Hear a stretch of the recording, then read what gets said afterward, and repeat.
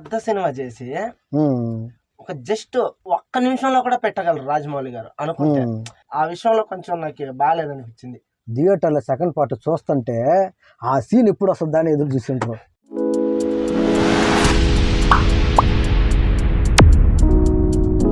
Hi friends, ఈరోజు మనం rebel star Prabhas గారు నటించిన బాహుబలి మూవీ విశేషాల గురించి డిస్కషన్ చేసుకుంటున్నాం.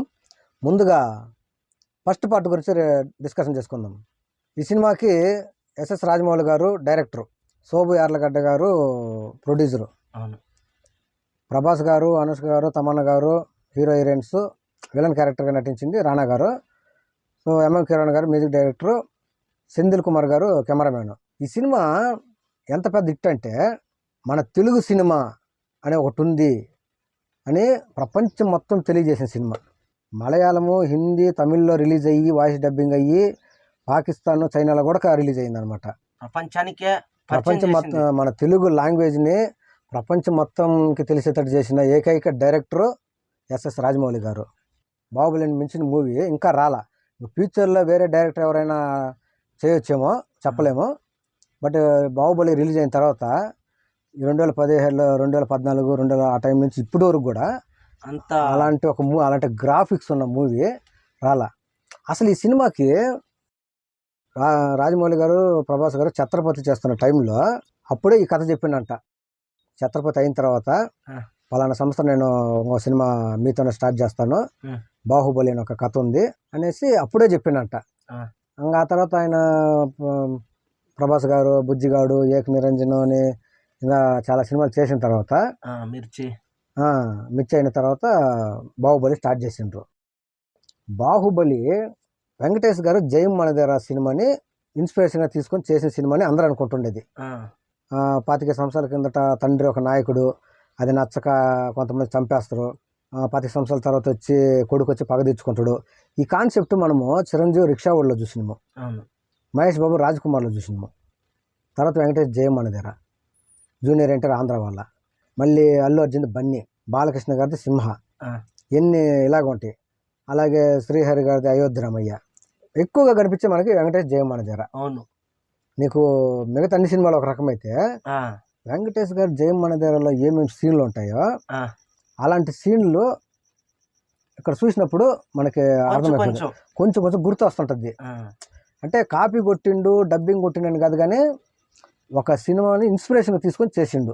ఒక మీటింగ్లో రాజమౌళి గారిని కూడా అడిగిండ్రు, సార్ ఇది జయం మనదేరా మూవీ లాంటి సినిమా కదా అనేసి. అదే రాజమౌళి గారు చెప్పిండు, నేను చూసిన సినిమాలు అన్నిటినీ ఇన్స్పిరేషన్ తీసుకొని ఈ సినిమా చేస్తున్నాను, నాలో ఉన్న సినిమాలు అన్ని బయటకు తీస్తున్నాను అని చెప్పిండు. సో కథ పరంగా వస్తే ఈ సినిమాలో ఎవరి క్యారెక్టర్ కూడా తక్కువ కాదు, ప్రతి క్యారెక్టర్ ఇంపార్టెంట్ క్యారెక్టర్. ప్రభాస్ క్యారెక్టరే హైలైట్ అనుకుంటే అంతకు మించి రమ్యకృష్ణ గారి క్యారెక్టర్ ఉంటుంది, ఆమె కథ అంతా నడిపిస్తుంది అన్నట్టుగా ఉంటుంది అనమాట. అది అంతకు మించి నాజర్ గారి క్యారెక్టర్ ఇంకా హైలైట్. నాజర్ గారు ఎందుకు చెప్పినంటే రాజమౌళి గారు కూడా ఒక ఇంటర్వ్యూలో చెప్పిండు, రిలీజ్ అయిన తర్వాత ఏబిఎన్ ఛానల్ ఉంది కదా, ఆయన ఇంటర్వ్యూ చేసినప్పుడు అడిగితే ఎక్కువ మార్కులు ఎవరికి వేస్తారంటే నేను నాజర్కి వేస్తాను సార్ అని చెప్పిండు. నాకు కూడా చాలా బాగా నచ్చింది నాజర్ గారి క్యారెక్టర్. లెఫ్ట్ హ్యాండ్ ఒక చెయ్యి ఇట్లా పెట్టుకొనేసి హ్యాండిక్యాప్ మాదిరిగా సినిమా అంతా నడిపించుంటాడు. నాజర్ క్యారెక్టర్ గారు తక్కువ కాదు, అలాగే రానా క్యారెక్టర్ తక్కువ కాదు. రానా లేకపోతే కూడా సినిమా లేదు, నాజర్ లేకపోతే సినిమా లేదు, రమ్యకృష్ణ గారు లేకపోతే సినిమా లేదు. అందరికి మించి హైలైట్స్ క్యారెక్టర్ అంటే కట్టప్పని మించిన క్యారెక్టర్ దాంట్లో లేదు. ప్రభాస్ గారికి అంత ఆ క్యారెక్టర్ ఎంత ఇంపార్టెంట్ ఇచ్చుంటారో కట్టప్ప క్యారెక్టర్ కూడా అంతే ఇచ్చుంటారు అనమాట. సెకండ్ హీరో కట్టప్పే కదా, ఇప్పుడు కూడా కట్టప్పే సెకండ్ హీరో అయ్యిండు. ఈ సినిమాకి ఫస్ట్ ఈ క్యారెక్టర్ వీళ్ళు ప్రభాస్ గారు ఈ క్యారెక్టర్కి అనుకున్నారు, ప్రభాస్ మాత్రం మార్చలేదు. ఆయన క్యారెక్టర్ అట్టే ఉంది, ఆ క్యారెక్టర్కి ఆయన సూట్ అయ్యిండు. మిగతా క్యారెక్టర్ అందరిని కూడా కొంచెం మార్చుకుంటూ వచ్చిందన్నమాట, ఒకరిని అనుకుంటే ఇంకొకరిని. కట్టప్ప క్యారెక్టర్కి ఫస్ట్ మలయాళంలో మోహన్ లాల్ అనుకున్నాడంట. సో ఆయన సెట్ అవ్వలేదు, లేకపోతే ఆయన కాల్ షీట్లు దొరకలేదు, కొన్ని కారణాల వల్ల సత్యరాజ్ పెట్టి బాగుంటుంది అని చెప్పి సత్యరాజ్ని పెట్టుకున్నాడు. పర్ఫెక్ట్ సెట్ అయిందంటే సత్యరాజ్ గారే. అలాగే మిర్చిల తండ్రి కొడుకులుగా నటిస్తే దీంట్లో వాళ్ళుగా అంటే వరుస కాకపోయినా మా వాళ్ళుగా మామ అనే నటించారు. వరుసగా పిలుస్తుంటాడు. అలాగే తమన్నా క్యారెక్టర్కి వచ్చేసి హిందీ హీరోయిన్ సోనం కపూర్ ఉంది కదా, ఆ, ఆమెను అనుకున్నారంట ఫస్ట్. కుదరకపోవడంతో తమన్నాని పెట్టుకున్నారు. Okay okay. తర్వాత వచ్చి రమ్యకృష్ణ గారి క్యారెక్టర్కి శ్రీదేవి గారిని అనుకున్నారంట. అవునవును. అప్పట్లో ఏమో ఆమె ఎక్కువ పేమెంట్ అడిగిందని, ఆమెకంటూ ఒక హోటల్ బుక్ చేయాలని, షూటింగ్ జరిగిన రోజులు ఆ హోటల్లో ఉంటానని మేము కొన్ని డిమాండ్స్ చేయడం వల్ల పైగా 8 కోట్లు ఎంతో పేమెంట్ అడిగిందంట అప్పుడు. సరే శ్రీదేవి గారి కంటే కూడా, ఎందుకంటే శ్రీదేవి గారు వచ్చేసి ఆ క్యారెక్టర్ ఆమెను ఎందుకు పెట్టుకుంటే నాకు తెలిసి అంతకుముందు తమిళ్లో పులి సినిమా వచ్చింది కదా, దాంట్లో ఆ, ఆ పులి సినిమాలో ఆమెది క్యారెక్టర్ ఇలాగే ఉంటుంది అనమాట, రమ్యకృష్ణ గారి క్యారెక్టర్ మాదిరిగా, అంటే ఒక ఆజ్ఞాపించే క్యారెక్టర్ అనమాట. బాహుబలి చూసిన తర్వాత రామకృష్ణ గారిని శివగామిగా చూసిన తర్వాత ఎట్టి పరిస్థితుల్లో ఆమె కాకుండా వేరే వాళ్ళని అస్సలు ఊహించుకోలేము. ఎందుకంటే ఆమె చాలా గొప్ప నటి రమ్యకృష్ణ గారు. ఆమె చేసిన సినిమాలో సెంటిమెంట్గా కానీ గంభీరంగా కానీ ఆమెని ఎంత పొగిడినా తక్కువే. ఒక సెంటిమెంట్గా ఆమె చేయగలదంటే ఆహ్వానం సినిమా ఉంది ఆమె నటనకి చెప్పాలంటే. ఆహ్వానము, కంటే కూతుర్ని కను, అలాంటి సినిమాలు ఉన్నాయి. గంభీరమైన క్యారెక్టర్లు అంటే నరసింహ, రజనీకాంత్ గారిది. నీలాంబరి క్యారెక్టర్కి ఇప్పటికీ ఫ్యాన్స్ ఉన్నారు. సో అవన్నీ రాజమౌళి గారు దృష్టిలో పెట్టుకుని గంభీరమైన క్యారెక్టర్కి ఆమెతని క్యారెక్టర్ అనుకొని, శివగామి క్యారెక్టర్కి ఆమెతని సూట్ అవుద్ది అనుకుని శ్రీదేవి గారిని వద్దనుకుని మళ్ళీ ఆమెను పెట్టుకుని ఉంటారు. సో ఆమె అద్భుతంగా చేసింది. ఇంకా తర్వాత అనుష్క గారు, తమన్నా గారు అందరూ కూడా చాలా బాగా చేసి ఉంటారు. ఈ సినిమాలో ఎంఎం కీరవాణి గారు కూడా ఒక రకంగా ఆయన కొట్టిన మ్యూజిక్ వల్ల కూడా ఈ సినిమా పెద్ద హిట్ అయిందని చెప్పొచ్చు. ఎంత చెప్పినా తక్కువే. ఒక్కొక్క సాంగ్ బ్యాక్గ్రౌండ్లో వచ్చే మ్యూజిక్ ఎట్లా ఉంటుందంటే, రాజమౌళి గారు ఈ సినిమాని ఎంత బాగా చేసి ఉంటారంటే, మగధీర తీసిన టైంలో ఉదయగఢ్ సామ్రాజ్యం ఒకటి ఉందా అనే లెవెల్లో ఆ కోట వేయించుంటాడు, ఆ కోటని సెట్టింగ్ వేపిస్తుంటాడు. దాని తర్వాత బాహుబలికి కూడా మాహిష్మతి సామ్రాజ్యం అనే ఒక పెద్ద కోటని వేపించిండు. జనాలకి ఎలా ఉంటుందంటే, అలాంటి మాహిష్మతి సామ్రాజ్యం అని ఒకటి ఉంటే మనం వెళ్ళి చూసి వద్దాము అనే విధంగా సెట్టింగ్ చేసిన ఆర్ట్ డైరెక్టర్ కూడా హ్యాట్సాప్ చెప్పొచ్చు. చూస్తున్నంతసేపు వెంకటేష్ జయమ్మనదేరా సినిమాలో కొన్ని సీన్లు రిపీట్ అవుతున్నట్టుగా ఉంటుంది అనమాట. ఈ సీన్ బదులు ఈ సీను, ఈ సీన్ బదులు ఈ సీన్ అన్నట్టుగా ఉంటుంది అనమాట.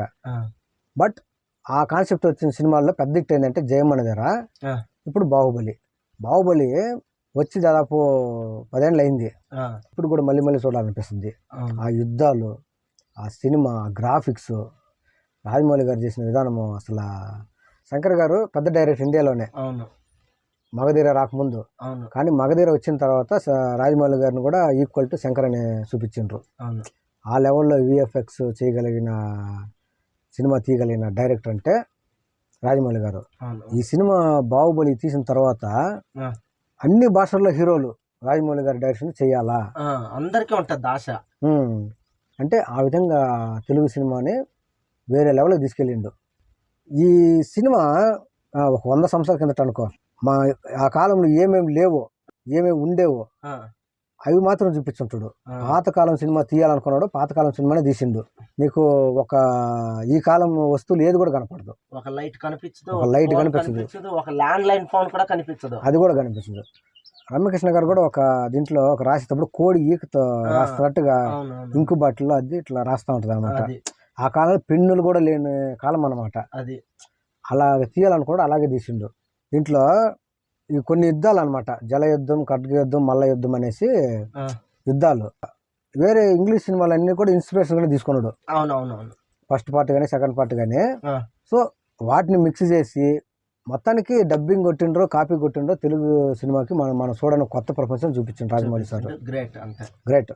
ఈ సినిమాలో ఇంకొక సీను, రానా గారి విగ్రహం నిలబెట్టే సీన్ ఉంటుంది అనమాట. అంత పెద్ద విగ్రహం నిలబెడుతుంటే దాన్ని అప్పట్లో ఉన్న వాళ్ళు పట్టుకునే కావదనమాట. పెద్ద విగ్రహం అది. పట్టుకునే కాకపోతే ఒక్క ప్రభాస్ వచ్చి నిలబెడతాడు. అదే టైంకి వచ్చి ఆ తాడుని పట్టుకొని భుజం పైకి ఎత్తుకొని రానా విగ్రహం నిలబెట్టి తర్వాత వాళ్ళకి చెయ్యి అందించి వాళ్ళని కూడా లేపి ఆ ముఖానికి ఉన్న గుడ్డ తొలగిపోద్ది కదా, అప్పుడు బాహుబలి అంటారు. ఆ ముఖం మహేంద్ర బాహుబలి మొహం చూస్తే అమరేంద్ర బాహుబలి మొహం గుర్తుకొస్తుంది అనమాట. నీకు ఇక్కడే వెంకటేష్ జయమన్ గారు కూడా ఉంటుంది. రుద్రమ నాయుడు మొహం చూసినప్పుడు మహాదేవ నాయుడు మొహం గుర్తుకొస్తుంది అనమాట. సో తమన్నాని కాపాడే ఒక సీన్ ఉంటుంది. ఆ. ఒక గుర్రం దగ్గర ఒక విలను మహేంద్ర బాహుబలి పోటీ పడుతుంటారు. అవునవును అదే హిమాలయాల్లో తమన్నాని కాపాడి తీసుకొచ్చేది ఉంటుంది కదా. అవును. అప్పుడు ఆ గుర్రం దగ్గర ఒక వ్యక్తి వచ్చి చూసి ఆశ్చర్యపోతాడు, బాహుబలి అనేసి. ప్రభాస్కి అర్థం కాదు, ఏంది నన్ను బాహుబలి అంటుండ అనేసి. మనకి ఇక్కడ కూడా అదే గుర్తొస్తుంది అనమాట. రుద్రమనాయుడు మొహం చూసినప్పుడు మాదేవనాయుడు మొహం గుర్తుకొచ్చి ఇలా అనుకుంటున్నా అనేసి. ఇంకొక విషయం ఏమంటే ఫస్ట్ పార్ట్ చైనాలో పెద్దగా ఆడలా. అది కారణము కాళ్ళకేళ్ళ యుద్ధం ఉంటుంది కదా, అది ఆల్రెడీ ఇంగ్లీష్ సినిమాలో ఉండే యుద్ధమేనమాట. దానివల్ల వాళ్ళకి అది కొత్తగా అనిపించాల, వాళ్ళు చూసుంటారు ఆల్రెడీ. ఇంకా ఫస్ట్ హాఫ్లో అంతా శివలింగాన్ని ఎత్తుకొని జలపాతం దగ్గర పెట్టేది అంతా కూడా మన ఇండియన్ నేటివిటీ. అది శివుడు దేవుడు అనేది మన ఇండియన్ నేటివిటీ. అందుకని వాళ్ళకి పెద్దగా సినిమా ఇంట్రెస్ట్గా లేదు. ఆల్రెడీ అలాంటి సినిమాలు చాలా చూసారు కదా, చాలా చూసిండ్రు. అందుకని పెద్దగా చైనాలో ఆడలా. కానీ సెకండ్ పార్ట్ బేజన్గా ఆడింది అనమాట. ఎందుకంటే ఆ ట్విస్ట్ అలాంటిది. క్లైమాక్స్ సెకండ్ పార్ట్ బాగానే ఆడిందంట. ఫస్ట్ పార్ట్ మాత్రం చైనాలో ఆడలా. ఇంకా మళ్ళీ 2 సంవత్సరాలు సెకండ్ పార్ట్ కోసం వెయిట్ చేసి సెర్చ్ చేసిండ్రు. దేశం మొత్తం మాట్లాడుకున్నది తెలుసా బాహుబలి గురించి. కట్టప్ప బాహుబలిని ఎందుకు చంపిండు, కట్టప్ప ఎందుకు చంపిండు అనేది ఒక సీక్రెట్గా పెట్టి 2 సంవత్సరాలు జనాల్ని టెన్షన్ పెట్టిండు రాజమౌళి గారు.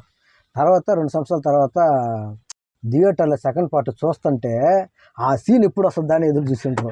అప్పటికి సత్యరాజు చంపేకి ఇష్టం ఉండదు అనమాట. ఒక్కొక్కరిని ఆ కసితో వేరే వాళ్ళని చంపుతుంటాడు, ఇట్టని చంపుతూ ఉంటాడు. ఆమె నిదానంగా ఆయన రాజ్యానికి కట్టుబడి ఉన్న బానిస కాబట్టి చెప్పిన మాట వినాలి కాబట్టి ఆయన వాళ్ళు ఏం చెప్తే అది, రాణా గారు శివగామి గారు వాళ్ళు ఏం చెప్తే అది అప్పుడు పొడిసి చంపేస్తారు. ఆ ఒక్క సీక్రెట్ 2 సంవత్సరాలు పెట్టి బాహుబలి కోసం ప్రతి ఒక్క మనిషిని ఎదురు చేసిండు. ఇది రాజమౌళి గారి మేధస్కి హ్యాట్సప్ అనమాట. నాకు ఒక డౌట్ ఉందన్నా, ఇంత పెద్ద సినిమా చేసి ఒక జస్ట్ ఒక్క నిమిషంలో కూడా పెట్టగలరు రాజమౌళి గారు అనుకుంటే. ఆ విషయంలో కొంచెం నాకు బాగాలేదనిపించింది. రాణా గారి పెళ్లి విషయంలో అడవి స్టేషన్ చూపిస్తారు, పెళ్లి అయినట్టు చూపించేసున్నా సరిపోయేది. ఏం చూపించారు, పెళ్ళి అయ్యి జస్ట్ ఒక ఫోటోని గోడ కట్ట పెట్టుంటే చనిపోయింది గోడ కట్ట పెట్టుంటే సరే. కానీ అనుష్కని ఇష్టపడి ఉంటాడు, కానీ పెళ్లి ఎప్పుడు చేసుకున్నాడు, అడవి చేసి ఎలా పుట్టిండో ఇవన్నీ చూపిల్లా. అక్కడ కొంచెం నాకు నచ్చలేదు. ఇంకొంచెం బెటర్గా చేస్తుంటే బాగుండు. ఆ ఒక్క విషయం చాలా మందికి వచ్చింది ఆ డౌట్. సో దీంట్లో ఇంకొక క్యారెక్టర్ ప్రభాకర్ సారు, కాలకేయుడుగా నటించిన ప్రభాకర్ సారు, ఆయన క్యారెక్టర్ తక్కువ అసలు. ఫస్ట్ పార్ట్లో ఆయన కూడా హైలైట్. ఆయనకంటూ ఒక సపరేట్ లాంగ్వేజ్ ఏదో కిలి భాష అన్నట్టుగా, కిలికిలి భాష అన్నట్టుగా ఏదో పెట్టి ఆయన క్యారెక్టర్ కూడా రాజమౌళి చెప్పిండంట. రాజమౌళి సారు ఆల్రెడీ ఈ సినిమాలో ప్రభాస్, రానా, రమ్యకృష్ణ గారు, సత్యరాజు వీళ్ళందరూ ఎంత ముఖ్యమో వాళ్ళకి ఆపోజిట్ క్యారెక్టర్ కూడా నువ్వు చేస్తున్నావు, నువ్వు కూడా ఇలాగే బాడీ పెంచాలా, ఇలా ఉండాలా అనేసి ఆయన చేత బాడీ బాగా డెవలప్ చేయించి ఆయనకి బాగా ట్రైనింగ్ ఇచ్చి సినిమా చేయించిండ్రు. ఆయన క్యారెక్టర్ కూడా హైలైట్. ఫస్ట్ పార్ట్ లో ఆయన క్యారెక్టర్ హైలైట్. వీళ్ళందరూ ఎంత న్యాయం చేశారో ఎంఎం కీరవాణి గారు బ్యాక్గ్రౌండ్ మ్యూజిక్ సాంగ్స్ తో అంతే న్యాయం చేశారు. సాంగ్స్ అన్ని బాగుంటాయి. పార్ట్ 2 లోనూ బాగుంటాయి, పార్ట్ 1 లోనూ సాంగ్స్ అన్ని బాగుంటాయి. మేము చేసుకున్న బాహుబలి గురించి డిస్కషన్ మీకు నచ్చినట్లయితే లైక్ చేయండి, షేర్ చేయండి, మా ఛానల్ సబ్స్క్రైబ్ చేసుకోవడం మాత్రం మర్చిపోవద్దు. Thank you friends.